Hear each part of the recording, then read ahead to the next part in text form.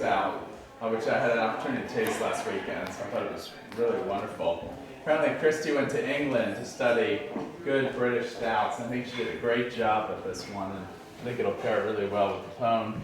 I just want to speak very briefly about my late harvest dessert wine. Honestly, it occurred on a year when we had a surplus of grapes, and I had 3 tractor trailers backed up to the winery, and we couldn't receive any more grapes, so we let those grapes hang for another 10 days. And basically, with a healthy grape, there's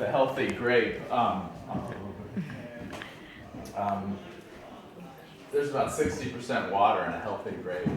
And so when you harvest a grape very late in the season, as long as you don't have rain or high humidity, you can really dehydrate that grape. You can dramatically increase the skin to pulp ratio.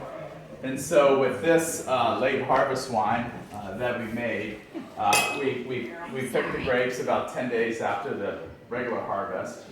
And this was a bit of a science project because we really wanted to experiment with the intensity of this wine in terms of the viscosity, the richness of this wine.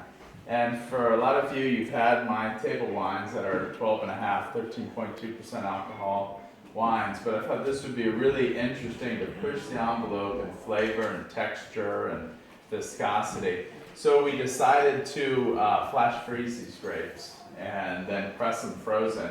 And by doing that, we were able to trap the water, whatever water was left. So we're really just extracting the sweetness of the skin and the pulp. So what you're tasting with this wine is truly the skin and the pulp with very little water. So when you make this wine, there's a real balance between the alcohol, which is 18.9%. So it's very high. It's very much like a port in the sense. Ports are about 18 to maybe 22% alcohol. But the acid and the sweetness, the sugar. Yeah.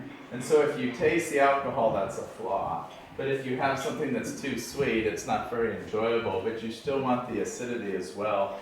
So I think this wine hits a really nice balance between the acid, the sugar, and the alcohol.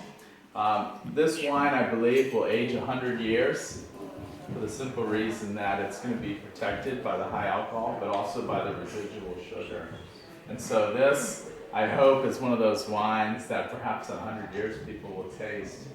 After the other wines have oxidized, this wine, I believe, will comfortably go 100 years because of the alcohol and the sugar. So I think it'll pair beautifully with this. I get sort of dates and raisins and figs. I get a nice sort of tobacco, and I get some candied fruit. And this is also a wine that really evolves in the glass. So I hope you enjoy it. Cheers.